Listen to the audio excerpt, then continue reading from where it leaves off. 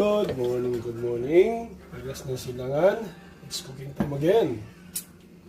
Tayo ngayon ay magluluto ng minanok. Igisa tayo ng bawang. Again and again. At kaluya. Ayan, yung kakabwat. Saka sibuyas. Ayan. Igisa rin kung sinangkot natin manok at sasabawan natin para makahigop ng kaunting sabaw ang ating mga bakuta.